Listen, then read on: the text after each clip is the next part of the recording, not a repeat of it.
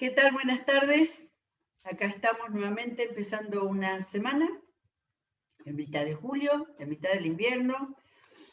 Cuando esto se escuche en otro momento, en otro lugar, lejos, no importa. Este es el recuerdo del día en que fue preparado en el mes que estamos disfrutando el Evangelio de Marcos, ¿sí?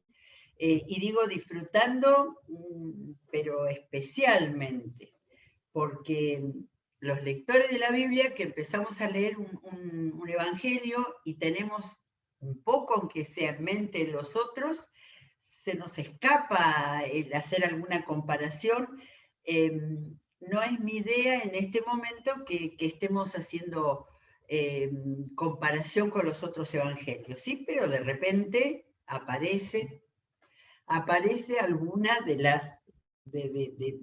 los hechos que nos saltan, ¿eh? Lucas le dedicó mucho tiempo a este, o miren, Marcos está contando algún detalle que no han contado los demás, ¿sí? Como ese que me sorprendió porque no me acordaba de la tentación que la contaron, por lo menos Mateo y Lucas, con mucho detalle, y acá solamente lo cuenta rápidamente, pero dice que a Jesús estaba entre las fieras y los ángeles le servían. O sea, una foto como para ponernos a pensar. Me volvió a la mente con respecto a esto de que estaba entre las fieras, y como hemos aprendido con los mapas que Jesús no estaba en el Jordán a la altura de Galilea, sino estaba en la zona de Judea, es el profeta Jeremías el que habla de las fieras o los leones en las espesuras del Jordán. Creo que es 2 veces que tengo marcado que Jeremías lo menciona, de manera que por ahí nunca hemos tomado en cuenta el hecho de que había en alguna zona del río Jordán, una zona con vegetación muy espesa, ¿sí? De manera que ese estar con las fieras me llena de curiosidad de saber qué puede ser. De todas maneras, Jesús estaba protegido, los ángeles le servían. Muy bien, no pudimos terminar cuando empezamos el primer día de Evangelio de Marcos, que no sé cuánto tiempo nos va a llegar, pero lo vamos a leer concienzudamente. No pudimos llegar a terminar el capítulo 1, porque con este estilo de este escritor periodista, que digo yo, pero en algún lado lo debo haber leído, va contando muchos hechos, en algunos casos, como ya dijimos, no con tanto detalle, pero es importante para que podamos recibir, ¿sí? Aparte del contenido. Si lo que recibimos al leer un párrafo es ya conocido, es un hecho ya conocido de Jesús, lo hemos visto en varios evangelios, lo hemos escuchado un montón de veces, bien, pero ahora lo estamos leyendo de lo que Marcos, de la manera en que Marcos lo quiso contar. Si es así como se cree que es el primero de los evangelios, no tenía referencia, tenía referencia. Entonces, no era de pensar cómo lo escribió el otro, como no era la primera vez que él lo contaba, ¿sí? Los expertos creen que había relación con el apóstol Pedro, de manera que todo lo que sean detalles y todo lo que sea, bueno, el contenido que vamos viendo, tiene básicamente esa fuente, pero no hay otra fuente de los otros que, guiados por el Señor, se decidieron a contar la vida de Jesús, ¿sí? Entonces, en el primer siglo, muchos años ya, como 30 años después de la muerte y resurrección de Jesús, las necesidades de la iglesia, de los nuevos cristianos, de los que no eran de tradición judía, era necesario que conocieran la vida de Jesús, que conocieran quién fue, qué hizo, cómo desarrolló su ministerio, y a la vez que pudieran estar fortalecidos frente a la cada vez más fuerte persecución en estos años del Imperio Romano. Hemos hablado de más o menos entre el 60 y 64, 65. Muy bien, quedamos en 2:40 y un encantador momento. Me acuerdo cuando leímos el Evangelio de Lucas, al leer este pasaje que toma la misma palabra Marcos, pero sobre todo porque tenemos que entenderlo con el Antiguo Testamento, y eso me gusta mucho. Un hombre que tenía lepra se le acercó y de rodillas le suplicó: si quieres, puedes limpiarme. Una manera tan humilde, ¿no? Movido a compasión, Jesús extendió la mano y tocó al hombre, y tocó a un leproso. No quiero ni pensar la cara de la gente que estaba mirando a Jesús tocando a un leproso. Y dijo, diciéndole, sí quiero, queda limpio. Al instante se le quitó la lepra y quedó sano. Algo que pienso en este momento, tenemos este relato, Mateo y Lucas también lo cuentan, pero ya Marco nos ha dicho que iba y sanaba por todos lados, de manera que este no es el único leproso, seguramente no es el único leproso sanado, ¿sí? Quizás los tres relatos que hay en los tres evangelios sinópticos son de distintos momentos, quizás es el único que dijo si quieres, ¿no? Pero no lo sabemos. Bueno, al instante se le quitó la lepra y quedó sano. Jesús lo despidió enseguida, con una fuerte advertencia. Jesús no le importaba la propaganda, por lo menos en ese momento que estamos viendo el comienzo de su ministerio. Mira, no se lo digas a nadie, solo ve, preséntate al sacerdote y lleva por tu purificación lo que ordenó Moisés para que sirva de testimonio. Sí, acá hay un detalle, porque si yo soy un gentil, lo estoy leyendo y no tengo idea qué era lo de la purificación, qué ordenó Moisés, etcétera, etcétera. Ahora, tomo lo primero que le dijo. Mira, no se lo digas a nadie, solo ve, preséntate al sacerdote, etcétera, etcétera.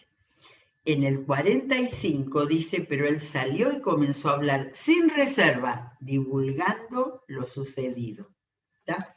Bueno, pero hay que ir al Antiguo Testamento. Como siempre, Jesús no fue a la sinagoga a buscar el rollo, para Jesús sabía la palabra así, ¿no? Bueno, a ver, tengo Levítico 13. Yo no sé si da para que alguna vez hagamos una mirada al libro de Levítico. Pero acá está, Levítico viene de ley, y acá está toda la ley que Dios dio al pueblo cuando estaban preparándose o caminando, o no recuerdo exactamente cuándo fue el comienzo, que Dios empezó a enseñar a este pueblo que venía de la esclavitud, que era ignorante, que tenía que organizarse para hacer una larga caminata, y enseñó de todo. El capítulo 13 tiene de título Leyes sobre enfermedades cutáneas. De manera que, por más que pueda resultar pesado, aburrido, pero esto es testimonio de cómo Dios fue un padre, una guía, un médico para enseñarles a enfrentar todas las cosas. Y además dándole un toque espiritual. ¿Cuál era el toque espiritual? Era ir al sacerdote para que él comprobara de qué manera la persona estaba sana o seguía enferma. Leo los títulos porque vamos a ir a un solo versículo o dos. Leyes sobre enfermedades infecciosas. Leyes sobre los abscesos. Cuando tiene un absceso, ¿sí? Leyes sobre las quemaduras. Yo no sé si alguna de estas cosas nos pueden servir hoy. Claro, no había remedios, no había medicamentos. Leyes sobre enfermedades del cuero cabelludo y de la barba. Por favor, mirar eso porque además es muy interesante ver el cuidado amoroso de Dios. Afecciones cutáneas benignas. Leyes sobre la calvicie. Leyes sobre las infecciones. Y el versículo que está en la Biblia acá como referencia para mirar y enterarse es el párrafo Leyes sobre el moho, M-O-H-O. Cuando la ropa de lano de lino se llene de moho, o este aparezca en la urdimbre o trama del lino o de la lana, o en algún cuero o artículo de piel, y su color sea verduzco o rojizo, se trata de una infección de moho. Enseñanza pura. Y deberá mostrárselo al sacerdote, quien examinará la mancha y aislará durante 7 días el objeto infectado. Al 7º día el sacerdote examinará la mancha, etcétera, etcétera, etcétera. ¿Tengo algo más? En 13:49, claro, era el versículo puro era 13:49, pero leemos eso solo y dice, ¿a cuento de que todos estos capítulos tratan de las enfermedades, y como las enfermedades debieran ser algo muy terrible para la gente, por desconocimiento sobre todo, entonces detrás de cada uno de estos casos, que ya vemos cómo fueron explicados, aún el moho sobre la ropa, en todos los casos está el tema de la purificación. Presenta al sacerdote y las indicaciones, ¿sí? Bueno, acá hay hasta, miren, veo en el 14, purificación de casas infectadas. La verdad que hace mucho que yo no leo Levítico. Invito, hay que leer toda la palabra, porque en toda la palabra lo que vemos es a Dios encima de todas las cosas de los seres humanos. Bueno, entonces, por eso le dijo que se presente el sacerdote. Yo era leproso. Dice, no le digas a nadie, y lleva por tu purificación lo que ordenó Moisés, claro, porque cuando venía después todo el tema de la purificación, se llevaba una ofrenda, algo de ofrenda para despertar realmente lo que significa la gratitud a Dios por haber permitido la sanidad. Muy bien, seguimos con Marcos. Marcos 45, donde dice que este hombre fue, imagínense cómo se sentiría el leproso, divulgó. Y encontré, después de haberlo leído varias veces, encontré la misma frase que Marcos usa. Yo lo estoy estudiando, Marcos. Lo estoy estudiando y mirando con detenimiento.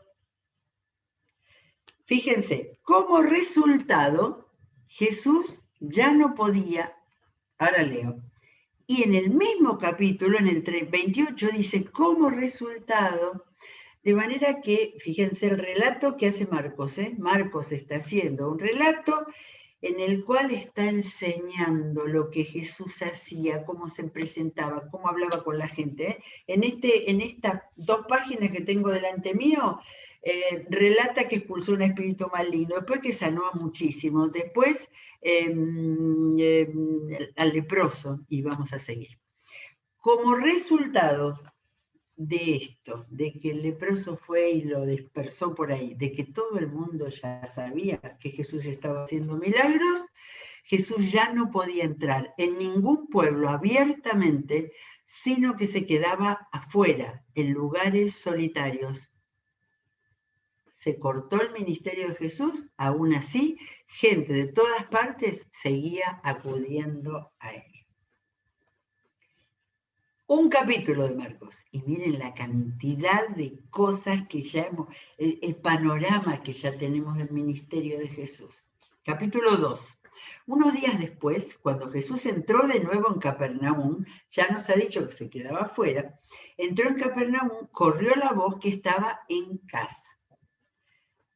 Esto me parece que tiene toda relación con la casa donde él había entrado y sanó a la suegra de Pedro. Debía ser la casa de Pedro, por lo cual entendemos que Pedro era casado y aparece en otro momento que sí. Entonces corrió la voz que estaba en casa. Se aglomeraron tantos que ya no quedaba sitio ni siquiera frente a la puerta mientras él les predicaba la palabra. No quedaba sitio ni siquiera frente a la puerta, habían taponado la puerta. Entonces, miren lo que voy a leer, lo que usó el pastor Carlos como símbolo bíblico de lo que había pasado con él. Llegaron 4 hombres que le llevaban un paralítico, como no podían acercarlo a Jesús por causa de la multitud, quitaron parte del techo encima de donde estaba Jesús y luego de hacer una abertura, bajaron la camilla en la que estaba acostado el paralítico. ¿Sí? Y acá dice lo que el pastor Carlos tomó, al ver Jesús, la fe de ellos, no la del paralítico, el pobre debía estar tan atribulado por su enfermedad. Al ver la fe de ellos, y el pastor Carlos hoy agradeció a la iglesia y al mundo entero cristiano por haber orado por él. Al ver la fe de ellos, le dijo al paralítico, y acá hizo uno de sus milagros más impactantes, creo, no por la curación en sí. Bueno, debe haber sido tremendo. Estos amigos no rompieron el techo. Yo les leo acá la nota que tengo porque no entiendo mucho de albañilería, pero dice, las casas tenían un techo plano, accesible por medio de una escalera exterior. Con frecuencia estaba hecho de una espesa capa de arcilla apisonado con un rodillo de piedra y sostenida por esteras de ramas sostenida por vigas de madera. De modo que levantaron algo de esto así y pudieron así bajar sin haberle roto la casa a esta buena gente.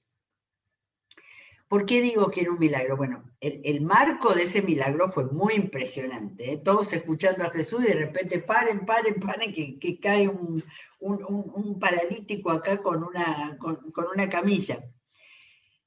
Es lo que dijo Jesús.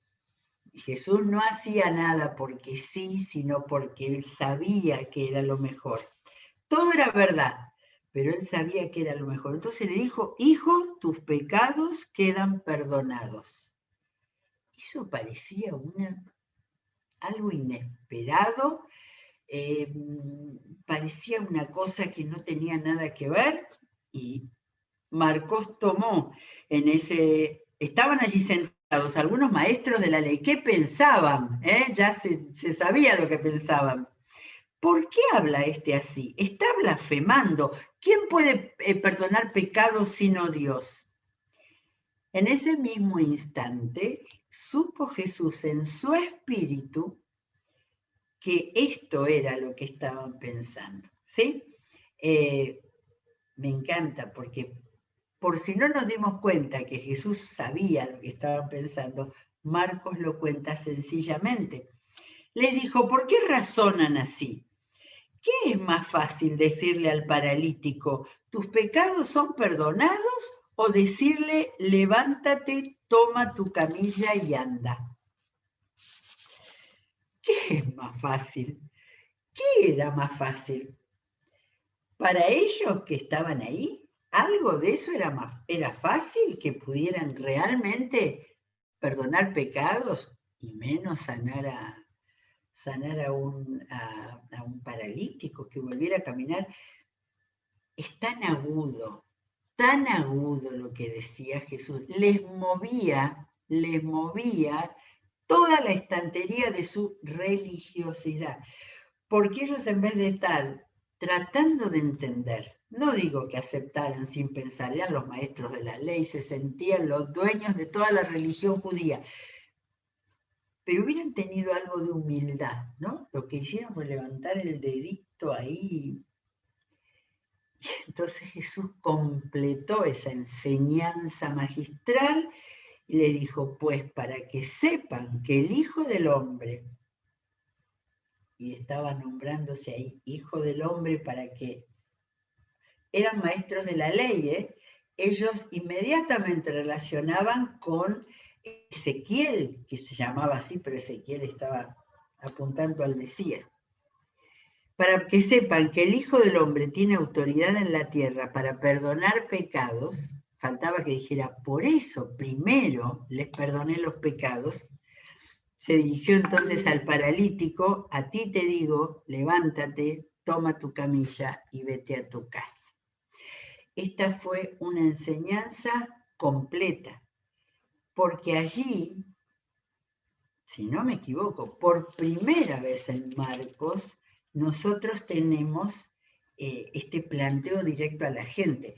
Cuando empezó el ministerio, sí decía que vino el reino de Dios está cerca, arrepiéntanse, ¿no? Y crean.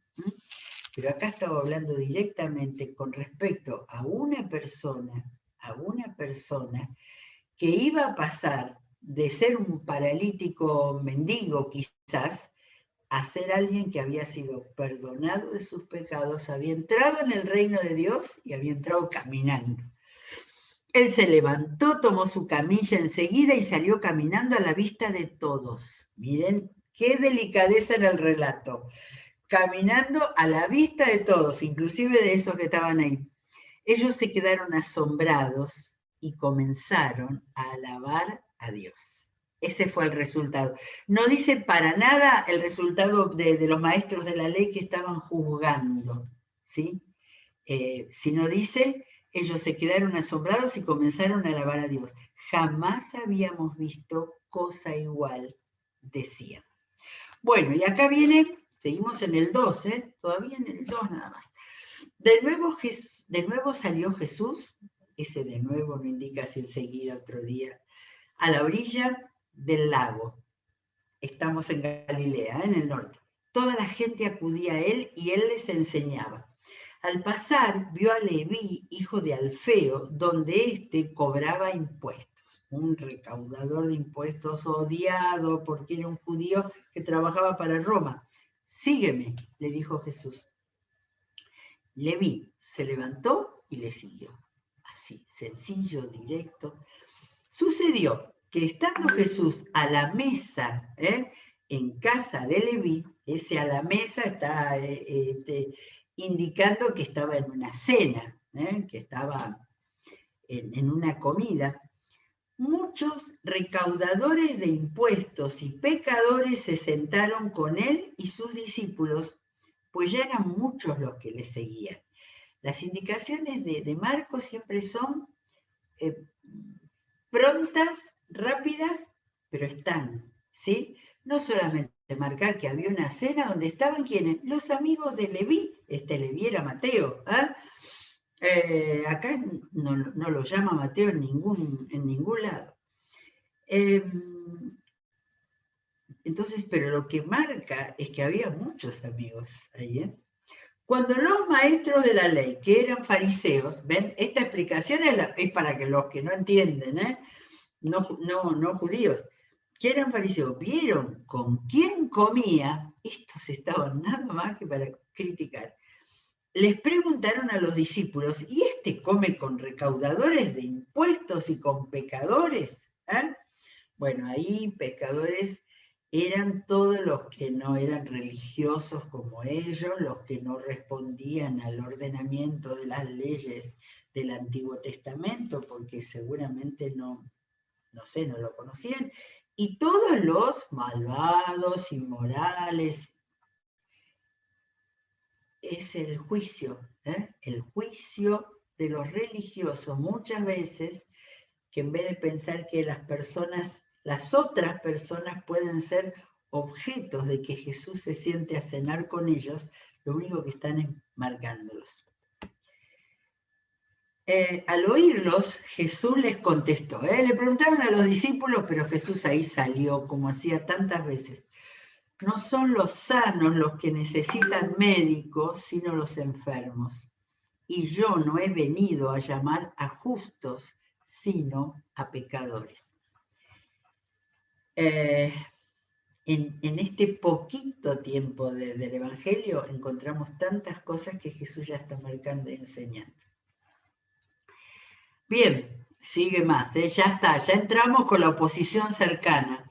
Al ver que los discípulos de Juan y los fariseos ayunaban, habíamos visto las prácticas que Juan el Bautista había marcado con toda la gente que se arrepintiera, se bautizaba y había enseñado seguramente el ayuno. Entonces algunos se acercaron a Jesús y le preguntaron, ¿cómo es que los discípulos de Juan y de los fariseos ayunan, pero los tuyos no? Respuesta de Jesús, otra enseñanza espectacular. ¿Acaso pueden ayunar los invitados del novio mientras él está con ellos? Una historia muy sencilla para hacerlos reflexionar. No pueden hacerlo mientras lo tienen con ellos, pero llegará el día en que se les quitará el novio. Y ese día sí ayunarán. Acá terminó lo del novio. Acá terminó lo del novio y siguió la enseñanza. Yo no creo que haya enseñado tantas cosas todo junto, pero acá Marcos lo puso todo junto. Entonces, primero, él está diciendo que él es el novio, que en ese momento hay fiesta y no tienen necesidad de ayudar, pero algún día, y es la primera vez que Marcos menciona que Jesús dijo, algún día le será quitado, que ya está anticipando su muerte. Pero después viene otra enseñanza todo juntito, voy por el 21, voy por 2:21. Nadie remienda un vestido viejo con un retazo de tela nueva, obvio. De hacerlo así, el remiendo fruncirá el vestido y la rotura se hará peor. Otra ilustración, ni echa nadie vino nuevo en odres viejos. De hacerlo así, el vino hará reventar los odres y se arruinarán tanto el vino como los odres. Más bien, el vino nuevo se echa en odres nuevos. ¿Cuántos mensajes se han dado sobre esto? Y de qué manera sencilla Jesús explicó que él traía algo nuevo a la vieja religión. Que había que cambiar los odres, que había que tener vestidos nuevos, que tenía que cambiar la gente para que lo nuevo que él traía hubiera dado fruto, que es la palabra que él usaba después muchas veces en su enseñanza. Había que cambiar el vestido y el odre para que el vino nuevo de Jesús pudiera realmente hacer la obra. Bueno, no terminamos el 2, pero está muy lindo leer, porque no hay hechos nuevos que no conozcamos, pero estamos tratando de ir al fondo y de sacar lo que Dios nos esté dando, lo que Dios nos esté dando, mostrando en la Biblia, hablándonos a cada uno de nosotros. Bueno, seguiremos mañana, por supuesto, con el Evangelio de Marcos 3, ¿sí? Gustándolo, profundizándolo, y seguramente cada uno que lo haga con este sentir sacará muchas más enseñanzas. ¿Sí? Muy bien, seguiremos con toda la programación, día fantástico hoy, a seguir recibiendo y a seguir compartiendo. Que Dios los bendiga y mañana nos vemos nuevamente.